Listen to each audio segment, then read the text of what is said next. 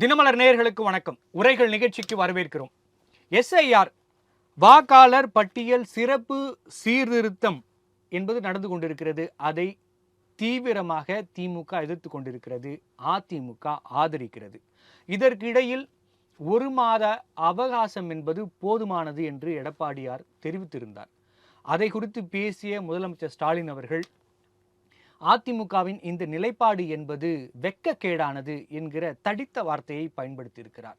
மேலும் அவர் பேசும்போது இது மக்களுக்காகவோ அதிமுகவிற்காகவோ அல்லது வேறு காரணத்திற்காகவோ எடுக்கப்பட்ட முடிவு அல்ல, இது அவர்கள் சார்ந்திருக்கும் பாஜகவிற்கு தங்களுடைய விசுவாசத்தை காண்பிப்பதற்காகவே எடுக்கப்பட்ட முடிவு என்கிற குற்றச்சாட்டை வைத்திருக்கிறார்.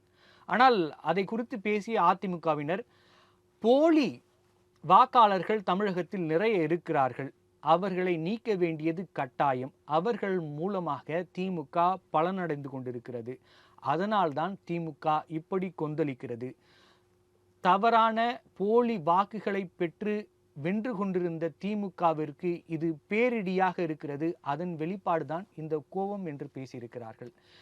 இதில் யார் பேசியது உண்மை, எதற்கு இந்த கோபம் என்றெல்லாம் நிறைய கேள்விகள் இருக்கிறது. அதை குறித்து தான் இன்றைய உரைகள் நிகழ்ச்சி வாதிக்க இருக்கிறது. எஸ்ஐஆர் வெட்கக்கேடா, முதல்வருக்கு ஏன் கோபம்?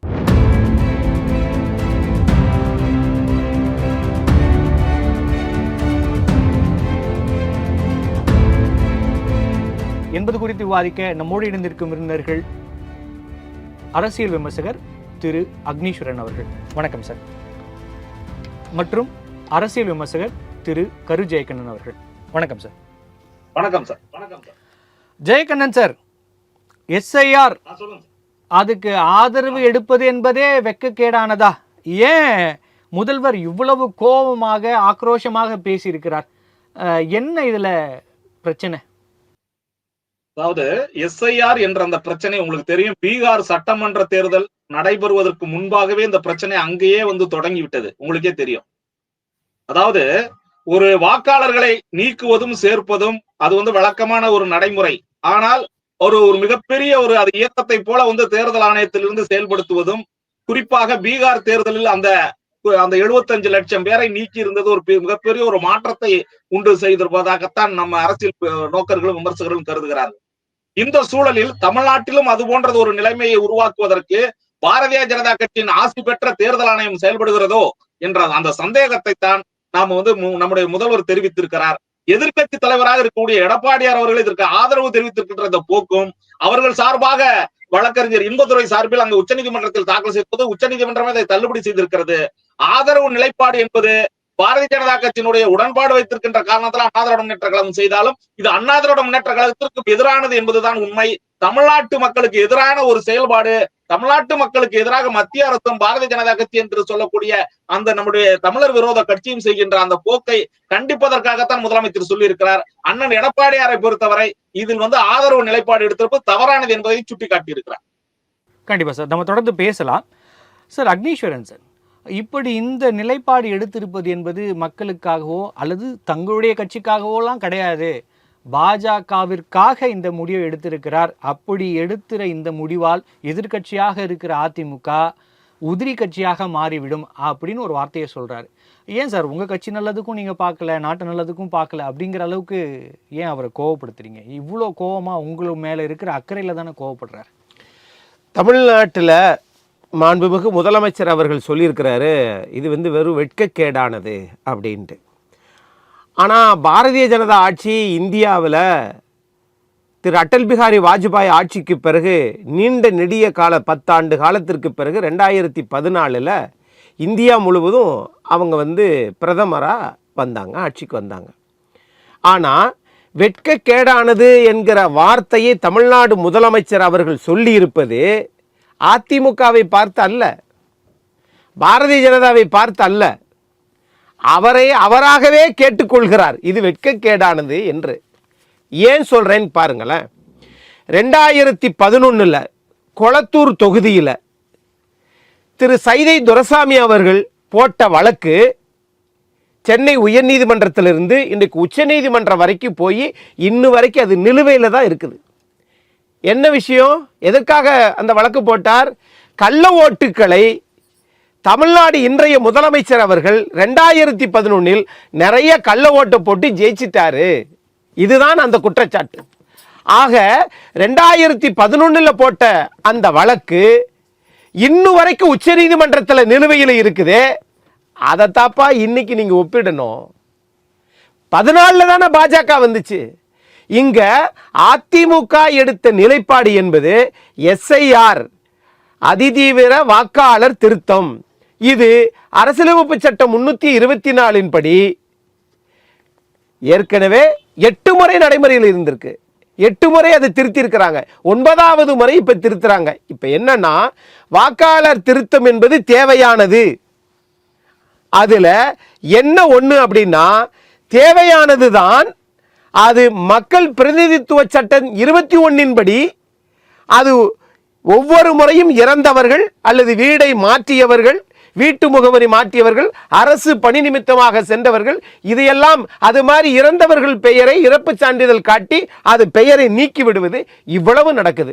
2024 நாடாளுமன்ற தேர்தலில் தமிழ்நாட்டில் எலிஜிபிள் ஓட்டர்ஸ், தகுதியான வாக்காளர்கள் 6,23,00,000. இன்னைக்கு தோராய வாக்காளர் பட்டியல் 6,39,00,000. இதுல நாம பார்க்க வேண்டியது, நீங்க அந்த விண்ணப்ப படிவத்தை பார்த்தீங்கன்னா எண் 1 2025 நம்ம அதை விண்ணப்பிக்கிற போது நீங்க இருக்கும் இடம், அப்பா பேரு, உங்க புகைப்படம், இவ்வளவுதானே, பிறந்த தேதி, ரைட். எண் 2 2002 நீங்க வாக்களிச்சிருக்கீங்களா என்று கேட்கிறாங்க. அப்படி வாக்களித்ததை 2002 2005 தொகுதி மறு வரையறை செஞ்சாங்கல்ல. அப்போ அன்னைக்கு பல்லாவரம் தொகுதியே இல்லை, ஆனால் அன்றைக்கு ஆலந்தூர் தொகுதி இருந்துச்சு. அந்த தொகுதி மறு வரையறையெல்லாம் தேர்தல் ஆணையத்தினுடைய தகவல்கள் தானே இருக்கும். அரசாங்க வெப்சைட்ல தானே பார்க்க முடியும், தேர்தல் ஆணைய வெப்சைட்ல தானே பார்க்க முடியும். அதை தவிர்த்திருக்கலாம். ரெண்டாவது, 2002 ஓட்டு போட்டீங்களா என்று கேட்கக்கூடிய தேர்தல் ஆணையம் எஸ்ஐஆர் 2024 ஏன் கேட்கல? ரெண்டாவது. மூன்றாவது அந்த அதே இதுல மூன்றாவது இதுக்கு போகும்போது, அப்பா அம்மா 50 வருஷத்துக்கு முன்னாடி பிறந்திருந்தா அவங்க பிறப்பு சான்றிதழ் கேட்கிறாங்க. அவங்க எந்த ஊர்ல பிறந்தாங்கன்னு கேட்கிறாங்க. அந்த விண்ணப்பத்தில் எண் 1 ஏற்றுக்கொள்ளக்கூடிய ஒன்று, எண் 2 2002 தொகுதி மறுவரை 2 முறை செய்தாங்க. அந்த தகவல்கள் நம்மிடம் பலவேறுட்டு இல்லை. மூன்றாவது, இது வாக்குரிமைக்காக தேர்ந்தெடுக்கப்பட்டதா அல்லது அவர்கள் குடியுரிமைக்காக தேர்ந்தெடுக்கப்படுகிறார்கள் என்கிற அச்சம் நிலவத்தான் செய்கிறது. ஆனாலும் இந்த எஸ்ஐஆர் என்பது தேவைப்பட்ட ஒன்று. இதை என்ன பண்ணியிருக்கணும்? மாண்புமிகு தமிழ்நாடு முதலமைச்சரும் முன்னாள் முதலமைச்சர் திரு எடப்பாடி பழனிசாமி அவர்களும் தேர்தல் ஆணையத்திற்கு, எப்பா 2002 நீங்க போட்டதை ஏப்பா கேட்குறீங்க, அது நம்மிடம் இல்லையே என்று சொல்லி இருந்தால் இது வரவேற்கத்தக்கது. ஆகையினா இதை காட்டி பூதாகரமா மாத்தி இவங்க நோக்கம் என்ன சார்? அரசியலமைப்பு சட்டம் 326 படி புதிய வாக்காளர்கள் சேர்ப்பது, இறந்த வாக்காளர்களை நீக்குவது, 21 வயதாக இருந்ததை வாக்கு போடுறது, ஓட்டு போடுறதுக்கு இருந்ததை அது 18 வயதாக குறைத்தது 1988 61வது சட்ட திருத்தத்தில் மாத்தினாங்களே. ஆகவே இத்தனை சட்டத்தையும் உள்வாங்கித்தான் இந்த திருத்தங்கள் செய்யப்படுகிறது. இதை தெளிவாக்க வேண்டியது தேர்தல் ஆணையமும் மாநில முதலமைச்சரும் தான் செய்ய வேண்டுமே ஒழிய அதற்காக இது வெட்கக்கேடானது. எது? அரசியலமைப்பு சட்டம் இப்ப 8 முறை திருத்தினாங்களே, அது வெட்கக்கேடா? 2011 கொளத்தூர்ல நீங்கள் வெற்றி பெற்றதே செல்லாது என்று ஐயா சைதை துரைசாமி உச்ச நீதிமன்றத்தில் இன்ன வரைக்கும் மேல்முறையீடு இருக்கே, அது வெட்கக்கேடானதா என்பதை அவர்தான் தெளிவுபடுத்த வேண்டும். கண்டிப்பா சார். சார் ஜெயகண்ணன் சார், இப்ப யாருக்கும் மாற்று கருத்து இல்லை, சாதாரணமா வாக்காளர் அந்த சீர்திருத்தம் என்பது கண்டிப்பாக தேவை, அதை எதிர்க்கிறதுல என்ன நியாயம்னு ஒரு கேள்வி வைக்கிறார் அக்னீஸ்வரன் சார். அதுல இருக்கிற சில தவறுகளையும் சுட்டி காட்டுறார். அதுதானே ஒரு சரியான போக்கா இருக்க முடியும்? உணர்ச்சி வசமாக பேசுவதில் என்ன அர்த்தம் அப்படிங்கிற கேள்வியை சிம்பிளா வைக்கிறார். அதாவது சகோதரர் அக்னீஸ்வரன் எங்களுடைய நீதிமன்றங்களில் வழங்குவதோடு புள்ளி விவரங்களோடு சரியான ஒரு வாதத்தை, குறிப்பாக அதாவது பாரதிய ஜனதா அரசு மீதும் தேர்தல் ஆணையத்தின் மீதும் வைக்கின்ற அந்த குற்றச்சாட்டுகளை அவர் நேரடியாக வைக்கின்ற இதே போன்ற விளக்கத்தை அண்ணன் எடப்பாடியார் வைக்கவில்லை. ஆதரவு என்று சொன்னதுக்கு பிறகு இவ்வளவு குற்றச்சாட்டுகள் உள்ள அந்த எஸ்ஐஆர் வேண்டுமா வேண்டாமா என்பதுதான் ஜெயகணன் சார் ஒரு சின்ன திருத்தம் ஒரு செய்தி. வேணாம்னு சொல்றீங்க, அவரு வேணும்னு சொல்றாரு, அதே தான் அக்னீஸ்வரன் சொல்லியிருக்காரு. ஆனா அதுல அவர் பட்டியலிட்ட குற்றச்சாட்டுகள் அது சரியான முறையில் இங்க நடைமுறையில் வர முடியாது என்பதற்காகத்தான் இத்தனை எதிர்ப்பை தெரிவிக்கிறேன் ஒழிய இன்னொரு செய்தியும் குறிப்பிட்டு சொல்கிறேன். 2011 இன்றைக்கு முதலமைச்சராக இருக்கின்ற திரு மு.க. ஸ்டாலின் அவர்கள் மீது வழக்கு போட்டிருக்கிறார் என்று சொன்னார் இல்லையா சைதை துரைசாமி அவர்கள். அதே போல 2016 இன்றைக்கு சபாநாயகராக இருக்கக்கூடிய அப்பாவு அவர்கள் இன்பதுரை மீது போட்ட வழக்கும் உச்ச நீதிமன்றத்தில் இன்பதுரைக்கு எதிராக தீர்ப்பானது என்பதையும் அதே இன்பதுரை தான் இன்றைக்கு எஸ்ஐஆர் குறித்து ஆதரவு தெரிவித்திருக்கிறார் என்பதை நீங்கள் அதை சரியான முறையில் அதை எல்லாத்தையும் ஒன்று கோர்த்து பார்க்க வேண்டும். இது என்ன சொல்ல வரேன்னா, திராவிட முன்னேற்ற கழகத்தை எதிர்ப்பதாக நினைத்துக் கொண்டு ஒரே செய்தி முடிச்சிடறேன். இல்ல நான் சொல்லி முடிச்சிடறேன். தேர்தல் ஆணையத்தை எதிர்ப்புகின்ற இந்த திராவிட முன்னேற்ற கழகத்தை அண்ணா திராவிட முன்னேற்ற கழகம் எதிர்க்க வேண்டும் என்பதற்காக எதிர்க்கிறார்களே தவிர மற்றபடி இங்க பாருங்க, இந்த எஸ்ஐஆர் வரக்கூடிய பிரச்சனை அண்ணா திராவிட முன்னேற்ற கழகத்துக்கு உண்டு என்பதை இங்க சொல்லிக் கொள்ள விரும்புகிறேன். இன்னொன்னு, இந்த அண்ணன் வழக்கறிஞர் இன்பதுரை அவர்கள் ஏற்கனவே அப்பாவு அந்த இதுல இது போன்ற ஒரு வழக்கை உச்ச நீதிமன்றம் அவருக்கு எதிராக தீர்ப்பு வழங்கியது. அதை அவர் சரியான முறையில் பின்பற்றவில்லை. அப்பாவு அவர்களுக்கு தேர்ந்தெடுத்திருக்கப்பட்ட வேண்டுமென அந்த கால அவகாசம் அதற்குள்ள 5 ஆண்டு முடிஞ்சு போச்சு. இன்னைக்கு அவர் சபாநாயகரா இருக்காரு, இவர் எம்பி ஆகி அதே பாருங்களா எஸ்ஐஆர் குறித்து அந்த உச்ச நீதிமன்றத்தில் வழக்கு போடுற அளவுக்கு போயிருக்கு. மக்கள் பிரதிநிதித்துவம் என்பது ஒருத்தரை பாதிக்கப்பட வைக்கக்கூடிய அளவுக்கு இருக்கக்கூடாது என்பதால் தான் முதலமைச்சர் முன்கூட்டியே இது போன்ற தகவல்களை சொல்லுகிறார் என்பதுதான் உண்மை.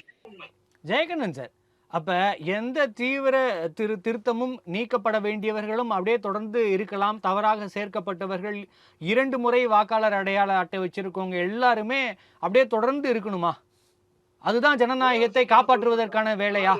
அரசியலுக்கு அப்பாற்பட்டு நான் ஒண்ணு சொல்லவா, ஆதார் கார்டையும் உங்களுக்கு வழக்கறிஞர்களுடைய அந்த இதையும் மன்னிக்கும் ஒரு வாக்காளர்களுடைய அவர்களுடைய ஆதார் அட்டையையும் அந்த வாக்காளர் அட்டையை இணைக்கின்ற ஒரு ஏற்கனவே உள்ள கோரிக்கையை அவர்கள் இன்றைக்கும் அதாவது பாரதிய ஜனதா அரசும் அதற்கு பிறகு வரக்கூடிய ஆட்சியாளர் யாருமே இதை எங்கேயுமே அதை பின்பற்றல. என்ன காரணம்? ஆதார் கார்டை வாக்காளர் அட்டையை இணைச்சிட்டாவே பெரும்பாலான போலி வாக்காளர்கள் நீக்கப்படுவார்கள். அதை ஏன் இதுவரை செய்யவில்லை? ஆதார் கார்டு வந்ததுக்கு பிறகு வாக்காளர் அட்டையோடு இணைக்க வேண்டும் என்ற பல சமூக ஆர்வலர்களின் கோரிக்கை ஏன் நிறைவேற்றப்படவில்லை? இதெல்லாம் கேட்க மாட்டாங்களா? இதையெல்லாம் கேட்கின்ற பொழுதுதான் இல்ல இந்த எஸ்ஐஆர் குறித்த அதாவது ஏற்கனவே எஸ்ஐஆர் குறித்த பல பீகார்ல இது போன்ற பிரச்சனைகள் நடக்கிறது என்பதை சுட்டிக்காட்டி இருக்கிறோம். அது குறித்து வருகின்ற புகார்களை குறிப்பாக நேற்றைய அந்த தேர்தல் முடிவு இந்த 75 லட்சம் பேரை நீக்கி இருக்கின்ற காரணத்தினால் அதையும் நாம் சுட்டிக்காட்டி இருக்கிறோம். அதை முதலமைச்சர் அவர் சுட்டிக்காட்டி இருப்பது என்பது தமிழ்நாட்டிற்கு மட்டுமல்ல இந்தியாவிற்கு சுட்டிக்காட்டக்கூடிய ஒரு சூழல் இருக்கிறது. எஸ்ஐஆர் விட்டால் இங்க இருக்கக்கூடிய வாக்காளர்களை யாரை வேணா நீக்கிட்டு யாரை வேணா சேர்க்க முடியுங்கிறதையும் சுட்டிக்காட்டும். ஜெயகண்ணன் சார் சொல்றாரு, இப்ப இருக்கிற வாக்காளர்கள் என்பது மிக சரியாக இருக்கிறார்கள், இதுல எந்த திருத்தமும் தேவையற்றது, இருக்கிற வாக்காளர்களை இப்ப திருத்தங்கிற பேர்ல நீக்கிறாங்க அப்படின்னு மட்டும்தான் நம்ம புரிஞ்சுக்க முடியுமா? எந்த குளறுபடிகளும் தவறுகளும் இல்ல, இதுவரைக்கும் யாருக்கும் வாக்கு ஏற்கனவே பதியப்படவில்லை, எல்லாரோட வாக்குகளும் இருக்கிறது அப்படின்னு நம்ம புரிஞ்சுக்கலாமா? வாக்காளர்கள் அப்படிங்கிறது உங்களுக்கு தெரியும், நீக்கப்படுறது சேர்க்கப்படுறது ஒரு வாக்காளர் சேர்ப்பு முகாம் நடத்துறோம். அடுத்து பாத்தீங்கன்னா ஒரு அந்தந்த பகுதியில ஏற்கனவே வாக்காளர்கள் இறந்திருந்தா நீக்கிருக்காங்க, முகவரி மாற்றம் செஞ்சா நீக்கிறாங்க. இதெல்லாம் வழக்கமான நடைமுறை. ஆனால் தேர்தல் ஆணையம் இதை ஒரு திட்டமிட்டு உங்களுக்கு பீகார்ல நடந்த ஒரு சம்பவத்தை ஏன் திரும்ப மீண்டும் குறிப்பிட விரும்புறோம்னா, அங்கு அதாவது முகவரியற்றவர்கள் அப்படிங்கிற முறையில சேர்க்கப்பட்ட வாக்காளர்கள் அதிகமாக இருந்தார்கள். அதே போல தனிப்பட்ட முறையில அவங்களுக்கு 75 லட்சம் பேரை நீக்கி இருப்பதும் குறிப்பாக ஹரியானா போன்ற பல மாநிலங்கள்ல இது போன்ற சாதாரண பாயிண்ட் ஆஃப் வியூல இருந்து ஒரு சின்ன கேள்வி கேட்கிறேன் சார். இப்ப நீங்க சொல்ற மாதிரி 75 லட்சம் பேரை நீக்கி இருக்காங்க, அப்புறம் திருப்பி சேர்த்திருக்காங்கன்னா கூட கடைசியா ஒரு 40 லட்சம் பேர் வச்சுக்கலாம். 40 லட்சம் பேரை நீக்கி இருக்காங்க அப்படின்னா அந்த 40 லட்சம் பேரும் போராட்டமோ அல்லது புகாரோ கொடுத்திருந்தா இன்னைக்கு அது நேஷனல் நியூஸ். ஆனா அப்படியான முன்னெடுப்புகள் எதுவும் எடுக்கப்பட்ட மாதிரி தெரியலையே சார். அரசியல்வாதிகள் தான் சொல்றீங்க, சாதாரண ஓட்டு இழந்தவர்கள் யாரும் எங்கேயும் சொல்லலையே சார். இன்னைக்கு விழிப்புணர்வு இல்லாத மாநிலங்கள்ல இது சாத்தியம். ஆனா தமிழ்நாடு போன்ற விழிப்புணர்வு உள்ள மாநிலங்களில் இதை எதிர்த்து கேட்பார்கள், இது குறித்து பிரச்சனை செய்வார்கள் என்பதுதான் உண்மை. அந்த அடிப்படையில் பார்க்கின்ற போது எஸ்ஐஆர் எதிர்க்கப்பட வேண்டிய சூழலில் முதலமைச்சர் சரியாக எதிர்த்திருக்கிறார் என்பதுதான் உண்மை. இது அரசியல் ரீதியாக பார்க்கக்கூடியதல்ல. அண்ணன் அக்னீஸ்வரனுக்கும் தெரியும் இது குறித்து என்ன நடக்குதுன்னு. ஆனாலும் கூட பாரதிய ஜனதாவோட கூட்டணி வைத்திருக்கின்ற காரணத்தினால் அதிமுகவை ஆதரிப்பது தவறு என்பதுதான் எங்களுடைய நோக்கம். அதாவது கோரிக்கையின் அடிப்படை அதுதான். தொடர்ந்து பேசலாம் சார். சார் அக்னீஸ்வரன் சார், இப்போ வாக்காளர் திருத்தம் என்பது பெரிய விஷயமா இல்லை, ஆனால் அதில் வச்சிருக்க விஷயங்கள் அதில் கோடிட்டு காட்டியிருக்கிற விஷயங்கள், தேவைப்படுற ஆவணங்கள் அப்படிங்கிற விஷயங்கள்லாம் குறிப்பிடுறீங்க, நீங்களும் அதை ஏற்றுக்கிறீங்க. ஆனால் அதை தாண்டி இன்னொரு முக்கியமான விஷயத்தை திமுக சைட்லேருந்து வைக்கிறாங்க, மற்றவர்களும் வைக்கிறாங்க. இந்த திருத்தம் என்பது தேர்தலை நெருங்கிட்டோம், இப்போ வைக்கிறது எப்படி சரியா இருக்கும்? முன்னாடி பண்ணாங்க, அப்போ ஒரு தமிழகத்துக்கான தேர்தல் என்பது 2 ஆண்டுகள் 3 ஆண்டுகள் கேப் இருக்கப்போ வைக்கலாம். ஆனால் தேர்தல் கிட்ட வந்துடுச்சு, 1 மாதத்துக்குள்ளே இதை பண்ணணும் அப்படிங்கிறீங்க. நீங்களே சொல்கிறீங்க எவ்வளோ வாக்காளர்கள் இருக்காங்க, எவ்வளோ சிரமமான பணி அப்படின்னு. இப்படி நெருக்கடி கொடுத்து பண்ண வைக்கிறதுங்கிறதே ஏதோ ஒரு மோட்டிவ் இருக்குது அப்படின்னு ஒரு பயத்தை திமுகவுக்கு கலப்பாதா? அதோட கோவத்தின் வெளிப்பாடை தான் அப்படி பேசியிருக்காரா நம்ம புரிஞ்சுக்கலாமா? இதில் யாருமே 2024 பாராளுமன்ற தேர்தலில் ஏன் இதை வைக்கலை அப்படின்னு அவங்க கேட்கல. ஒருவேளை கேட்டால் என்ன ஆகும்? 40க்கு 40 வாங்கியது அங்கேயே தடைபட்டிருக்கும். அந்த நோக்கம் தானே. இப்போ 2026க்கு சொல்லுகிற போது இல்லை, நீங்கள் 2002 நடந்தது, அப்போ 3 வருஷம் கொடுத்தாங்க, இப்போ ஒரே மாதத்தில் இவங்க இது பண்ணுறது எங்களை கால இது தேவைப்படுது அப்படின்றாங்க. சரி, நான் இப்போ என்ன கேட்குறேன்னா, இது வழக்கம் போல் நடக்கிறது தானே, வழக்கமாக நடக்கக்கூடியது, நடந்திருக்க வேண்டியது தானே. ஆனால் இப்போ அதை முழுமையாக நீங்கள் எதுக்குறீங்களே, என்ன நோக்கம்? இவங்களே சொல்கிறாங்க இது வருஷம் நடக்கிறது தான், உங்களுக்கு பெயர் சேர்க்கறது இது பண்ணுறது எல்லாம் சரிதான். சென்ற முறை நாடாளுமன்ற தேர்தலில் வாக்களித்தது எத்தனை பேருன்னு சொல்லிட்டு அதில் 30% பேர் வாக்களிக்கவே இல்லை. இப்போ புதிய வாக்காளர்கள் உள்ள வந்திருக்கிறாங்க, 18 வயது நிறைந்தவர்கள், அவர்களுக்கு சேர்க்குமா? அதை ஏத்துக்கிறீங்களா? இறந்தவங்களை நீக்கிறதுக்கு மட்டும் ஏப்பா நீங்க துடிக்கிறீங்க?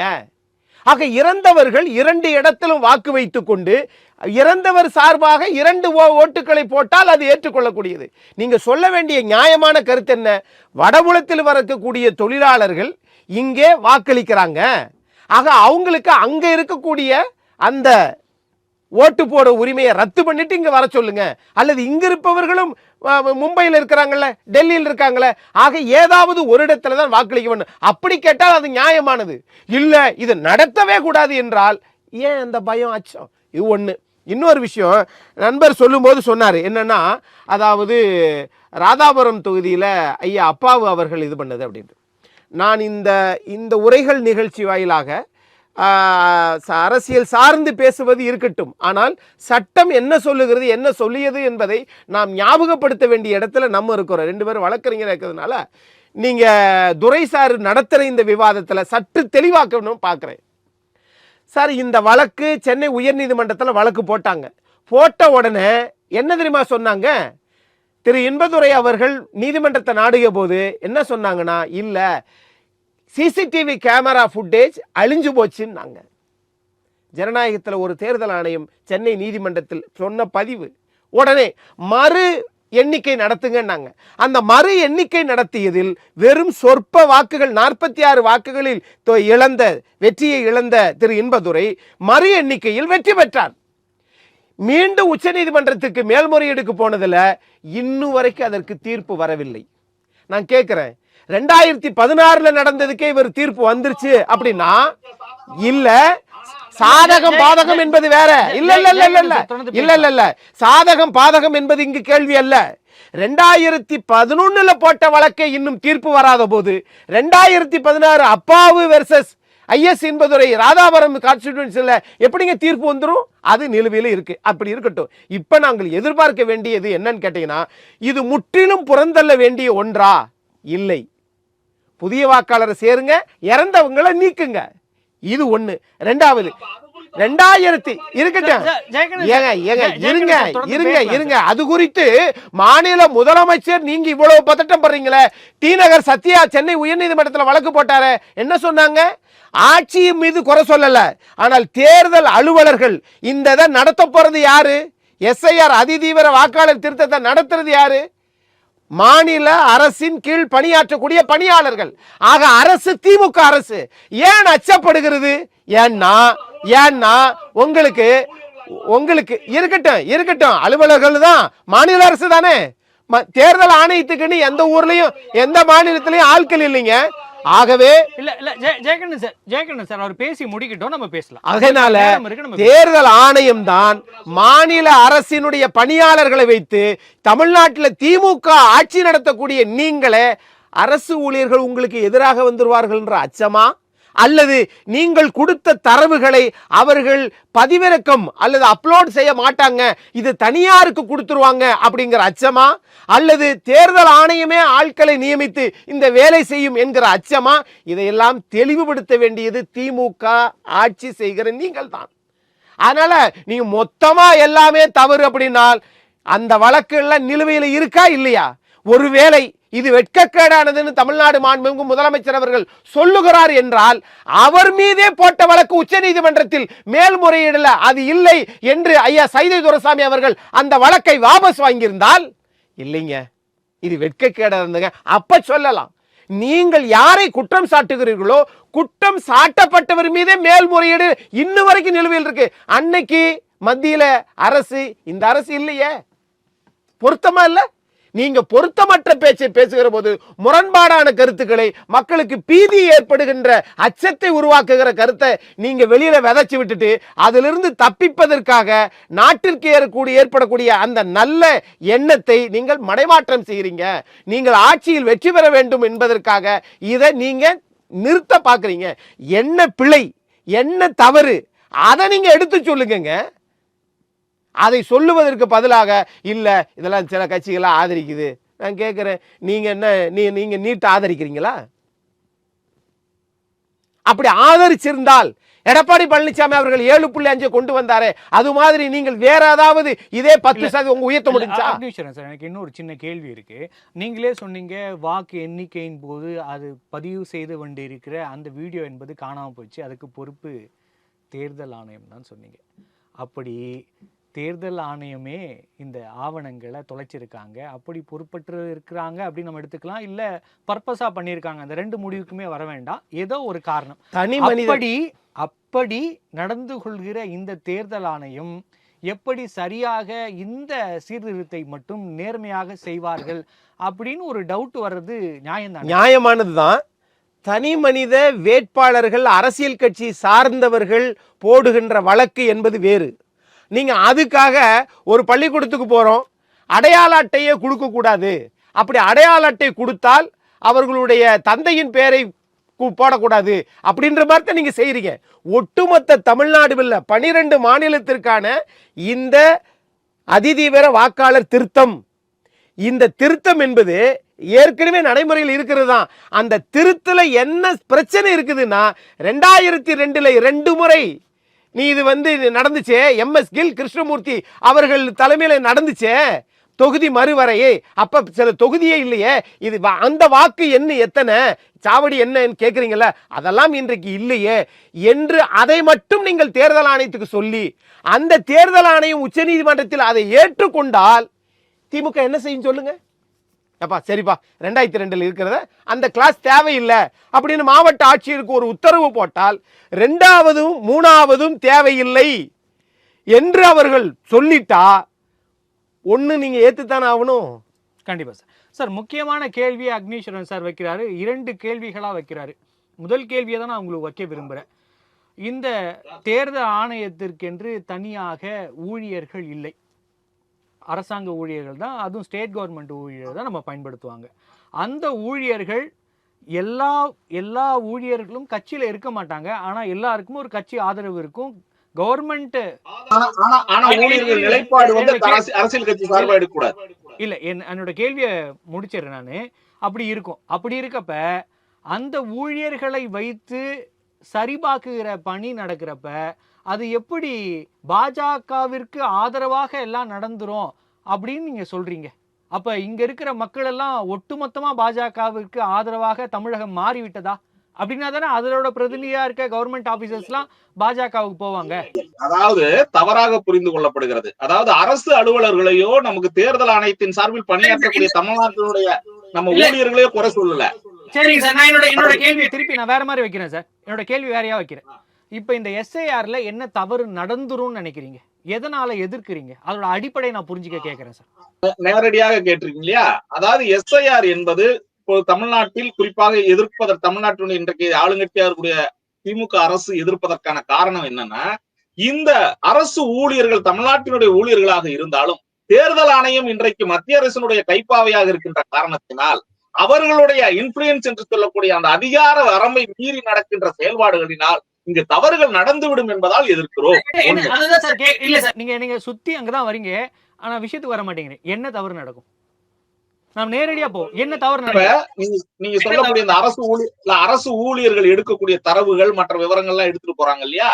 இதுல குறிப்பிட்டு எந்த திராவிட முன்னேற்ற கழகத்தினுடைய ஆதரவு இருக்கக்கூடிய வாக்காளர்களை நீக்கி விடுவார்கள் என்ற அச்சம் இருக்கிறது.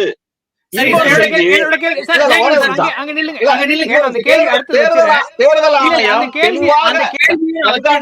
பல காரணங்களை வைத்துக் கொண்டு அவர்கள் இதனை முழுமையாக தயார் செய்ய மாட்டார்கள் என்று நாங்க சொல்றோம். ஜெயகண்ணன் சார், அங்க ஒரு அரசு அலுவலர் தான் போவார், பிஜேபி கார் போக மாட்டாரு, அதிமுக கார் போக மாட்டாரு. அந்த அரசு அலுவலருக்கு என்ன கட்டாயம் இருக்கிறது, இல்ல என்ன தேவை இருக்கிறது, எந்த கட்சிக்காரன்னு கண்டுபிடிச்சு அதை எழுதி கொடுத்து அதை நீக்கணுங்கிற வேலையெல்லாம் அரசாங்க அதிகாரிகள் அரசாங்க ஊழியர்களும் அங்க இன்னும் கேட்டீங்கன்னா டீச்சர்ஸ் போவாங்க. அவங்களுக்கு இதெல்லாம் தேவையான வேலையா சார்? இதெல்லாம் பண்ணுவாங்களா?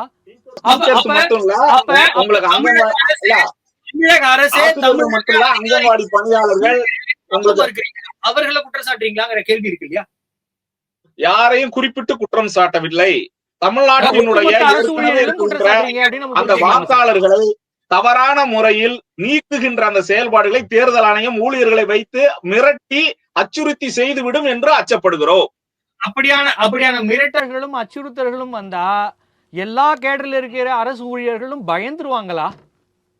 இல்ல, பயம் இல்ல. அதாவது பயத்தோட இருக்காங்களா அரசு அதிகாரிகள்? உங்களுக்கு நல்லா தெரியும், கடந்த காலத்தில் குறிப்பாக உங்களுக்கு 2000 இப்ப முடிந்த நாடாளுமன்ற 24 தேர்தலில் பாரதிய ஜனதா கட்சிக்கு அந்த அளவுக்கு ஆதரவு இல்லை என்ற சூழல் கூட ஆட்சி பிடிக்கின்ற மீண்டும் ஆட்சிக்கு வரக்கூடிய ஒரு சூழல் வந்தது என்றால் அதையெல்லாம் நாம் பார்க்கின்ற போது இது போன்ற தவறுகள் தமிழ்நாட்டிலும் நடந்துவிடக் கூடாது என்பதற்காகத்தான் எதிர்ப்பு. இல்ல சார், என்னோட கேள்வி என்பது அரசாங்க ஊழியர்களை ஒருத்தர 2 பேரை மிரட்டிலாம் புரிஞ்சுக்கலாம். ஒட்டுமொத்தமாக ஒரே மாசத்துல இது எல்லாம் நடக்கணும்னா அரசாங்க ஊழியர்களை மிரட்டினா இல்ல அதிகாரம் துஷ்பிரயோகம் பண்ணாக்கா இங்க அரசாங்க ஊழியர்கள் சங்கம் இருக்கு, அரசாங்கம் அவர்கள் பக்கத்தில் இருக்கிறது, அதை மீறி இதெல்லாம் நடந்துரும்ன்றதே ஒரு பெரிய கற்பனையா இருக்கே சார். கற்பனை மட்டும் இல்ல, அதையெல்லாம் தாண்டி உங்களுக்கு பல வகைகளும் கணினி முறைகேடுகள் நடக்கலாம். மத்திய அரசு தேர்தல் ஆணையத்தை வைத்துக் கொண்டு பலவிதமான முறைகேட்டுகளில் ஈடுபடலாம் என்பதற்காக முன்னெச்சரிக்கையாக முதலமைச்சர் அதை உங்களுக்கு அதாவது அவர்களுடைய அந்த எண்ணத்தை அந்த திட்டத்தை எதிர்த்திருக்கிறார் என்பது உண்மை. அதற்கு நம்முடைய மரியாதைக்கும் எதிர்கட்சி தலைவராக இருக்கக்கூடிய அண்ணன் எடப்பாடியாரும் ஆதரவு கொடுத்திருக்கிறார் என்பதைத்தான் அவர் எதிர்த்திருக்கிறார். ஜெயகண்ணன் சார் ரொம்ப தெளிவா அக்னீஸ்வரன் சார் ஒரு கேள்வி வைக்கிறார். அப்ப அதை ஒட்டுமொத்தமாக எதிர்ப்பதில் எந்த அர்த்தமும் இல்லை. அப்படி எதுவும் எதிர்கருத்துகள் இருந்தா அதுல என்ன திருத்தம் செய்யலாம்? வாக்காளர் பட்டியல் திருத்தத்துல இருக்கிற வழிமுறைகள் என்ன திருத்தம் செய்யலாம் சொல்றதான ஒரு அரசோட கடமையா இருக்கும். ஒரு கேள்வியை நியாயமான ஒரு செய்தி சொல்லுறேன். கடந்த 2 வாரங்களுக்கு முன்னாடி எஸ்ஐஆர் குறித்து அனைத்து கட்சி கூட்டத்தை பெரும்பாலான கட்சிகள் எதிர்த்திருக்கின்றன. சார் பெரும்பாலான கட்சிகள் தானே சார் எதிர்த்திருக்காங்க. அதிகப்படியான கட்சிகளை கூட்டணியில வச்சிருக்கிற திமுகவோட கட்சிகள் எதிர்த்திருக்காங்கன்னு தான் நம்ம புரிஞ்சுக்க முடியும். கூட்டணியில் இல்லாத கட்சிகளும் கூட எஸ்ஐஆர் குறித்து எதிர்ப்பு தெரிவித்திருக்கின்றன. தமிழ்நாட்டில் இது மிகப்பெரிய விவாதமாகும். இன்னும் சொல்ல போனால் அண்ணா திராவிட முன்னேற்ற கழகத்திற்கும் இது பாதிப்பை தரும் என்பதுதான் உண்மை. நன்றி சார். சார் அக்னீஸ்வரன் சார், இதெல்லாம் தாண்டி கூட இப்படியான ஒரு முன்னெடுப்பு எஸ்ஐஆர் எடுத்திருக்காங்க, ஒரே மாசத்துல எடுத்திருக்காங்க. அது அடுத்தது எலெக்ஷனுக்கு வருது, நிறைய இக்கட்டான சூழ்நிலைகள் இருக்கு. இந்த நேரத்துல எடப்பாடி அவர்கள் உச்ச நீதிமன்றத்துக்கு போய் எதற்கு ஆதரவாக எடுத்திருப்பது என்பது மக்களோட அந்த அவர்களோட நேரத்துக்கு நம்ம முடியாது, அவர்களோட இக்கட்டுக்கு உள்ளாக்க வேண்டியது இருக்கு அப்படிங்கிற நிறைய கருத்துக்கள் வைக்க போகுது. ஏன்னா ஒரே மாசத்துல எல்லாருக்கும் அவைலபிள் இருப்பாங்களா, ஆன்லைன்ல பண்ணணுமா, இந்த ஃபார்ம்ல இருக்கிற ஃபார்மாலிட்டிஸ் என்ன, அதை எப்படி ஃபில் பண்ணி கொடுக்கணும், தவறு இருந்தா எங்க போகணும், அப்படின்னு நிறைய குழப்பங்கள், நிறைய கேள்விகள்லாம் இருக்கு. அப்படி இருக்கிறப்ப இந்த 1 மாதம் போதுமானதுன்னு எடப்பாடி சொல்றாரு. அதே மாதிரி உச்சநீதிமன்றத்திலும் இது சரின்னு போய் வாதாடுறாரு. அப்படி இருக்கப்ப மக்கள் உணர்வுகளை எடப்பாடியார் பிரதிபலிக்க தவறிட்டாரோ, அதன் வெளிப்பாடாக ஸ்டாலின் இந்த கோவத்தை முன்வைக்கிறாரோ, அப்படி நம்ம புரிஞ்சுக்கலாமா? ஒருவேளை இந்த எஸ்ஐஆர் 2024 வந்திருந்தால் இதே மாதிரி 1 மாத கால அவகாசம் கொடுத்து அன்றைக்கு திமுக எதிர்த்திருக்குமா, ஆதரித்திருக்குமா? ஆதரிக்க கூட வேண்டாம், ஏற்றிருக்குமா, மறுத்திருக்குமா? அப்போ இது 2024 எஸ்ஐஆர் இல்லை, அதனால நீங்க 40க்கு 40 வெற்றி பெற்றிருக்கிறீங்க. இப்ப 2026 அது எஸ்ஐஆர் வரப்போகுது. ஆக இறந்தவர்கள் வாக்கை நீக்குவதற்கு உங்களுக்கு பயம் என்றால், இல்லை இதுல நிறைய இது இருக்குது, எங்களுக்கு அச்சம் இருக்குது அப்படிங்கிறாங்க. எந்த தேர்தலில் பாரதிய ஜனதா விட்டுருங்க, அது அரசியல் கட்சி, சில கட்சிகள் ஆதரிக்கும், சில கட்சிகள் எதிர்க்கும், அதை விடுங்க. நீங்க தேர்தல் ஆணையத்தில் எந்த இதுல இப்படி எங்களை நீக்கி இருக்கிறார்கள் அப்படின்னு ஒரு போராட்டமோ, ஒரு முறையீடோ, ஒரு தர்ணாவோ எங்க நடந்துச்சு, ஆதாரத்தை சொல்லுங்கன்ற. நீங்க அச்சம் தான் பண்றீங்க. அக்னீஸ்வரன் சார், இன்னொரு உண்மையை நம்ம பேச வேண்டிதான் இருக்கு, கசப்பான உண்மைதான். இங்க தேர்தல் நடந்தா ஓட்டு போடவே எழுந்து வர மாட்டாங்க. எவ்வளோ ஓட்டு பர்சன்டேஜ் நமக்கு நல்லாவே தெரியும். அவர்களா தங்களுக்கு ஓட்டு உரிமை இல்லைன்னு சொல்லிட்டு வந்து போராட போறாங்க அப்படிங்கிற ஒரு நிதர்சனத்தையும் நம்ம பார்க்க வேண்டியிருக்கு இல்லையா? அதுக்கு தான் எப்ப ராம ஆண்டான்னா ராவண ஆண்டான்னாப்பா. எங்களுக்கு அந்த விண்ணப்பத்தில் நான் 2026 ஓட்டு போடணும், அவ்வளவுதானே. நான் இருக்கிற இடம் இந்த இருக்கு, ஆதார் அட்டையை சேர்க்கக்கூடாது, நீங்கள் உச்சநீதிமன்றம் சேர்க்க சொல்லிருச்சு. 12 ஆவணங்கள் சொல்லியிருக்காங்கல்ல, அதில் ஏதாவது ஒரு ஆவணத்தை காட்டி என் பெயர், என் முகவரி, என் வயது, நான் இந்த இடத்துல தான் இருக்கிறேன்ற ஆதாரம் சொன்னதற்கு பிறகு, ஆதாரை ஏற்றுக்கொண்டதற்கு பிறகு 2002க்கு ஏன் போறீங்கன்ற கேள்வி கேட்டிருந்தால், தமிழ்நாட்டில் மாண்புமிகு முதலமைச்சர் அவர்களும் எதிர்க்கட்சி தலைவரும் கேட்டிருந்தால் அது மக்களுக்கான கேள்வின்னு அவங்க பார்ப்பாங்க. இவங்க 2 பேரும் அரசியல் கட்சியாக இவர்கள் அவர்களுக்கு ஏற்றது மாதிரி வளைந்து கொடுக்கிறார்களா அல்லது நிமிர்ந்து நிற்கிறார்களா என்பது கேள்வி இல்லை. இது மக்களுக்கான தேர்தல். இந்த தேர்தலில் எங்களுக்கு அச்சம் இருக்கிறது என்று ஒரு போலி பிம்பத்தை கட்டமைப்பீங்கிறீங்களே, எதனால் அந்த அச்சம்? 2024 எஸ்ஐஆர் வந்திருந்தால் அந்த அச்சம் உங்களுக்கு போயிருக்குமா, இல்லை வராமல் இருந்திருக்குமா? ஏன் இப்போ மட்டும் உங்களுக்கு அச்சம் வருது? என்ன கேட்டிருக்கணும்? அப்போ 3 வருஷம் நடந்துச்சுங்க, இப்போ 1 மாதம் இருக்குதுங்க. வாக்காளர் 2002 இருந்த வாக்காளரை விட இன்றைக்கு பல மடங்கு உயர்ந்திருக்கிறது. மக்கள் தொகை கணக்கெடுப்பு 2021 நாம எடுக்கலிங்க. 2011 படி தமிழ்நாட்டினுடைய மக்கள் தொகை 7,22,00,000 தாங்க. ஆகவே இப்பொழுது வடபுலத்திலிருந்து வரக்கூடிய தொழிலாளர்களும் அதிகம், தமிழ்நாட்டினுடைய மக்கள் தொகையும் ஏறத்தாழ 8 கோடிக்கு மேல இருக்கு, அதுவும் நாம எடை போடல. ஆகவே 9 கோடி மக்கள் இருக்கக்கூடிய தமிழ்நாட்டில் 1 மாதத்தில் இந்த விண்ணப்பத்தை விண்ணப்பிது கடினம். ஆகவே அரசின் சார்பாக இதை தேர்தல் ஆணையத்துக்கு வேண்டுகோள் விடுத்து அதை உச்சநீதிமன்றத்துக்கு கொண்டு போயிருந்தால் உச்சநீதிமன்றம் பரிசீலித்திருக்கும் அப்படின்றத என் போன்ற பார்வையா வைக்கிறேன். நன்றி சார். நம்முடைய விவாதத்தில் கலந்து கொண்டு பல்வேறு கருத்துக்களை நம்மோடு பகிர்ந்து கொண்டமைக்கு நன்றி.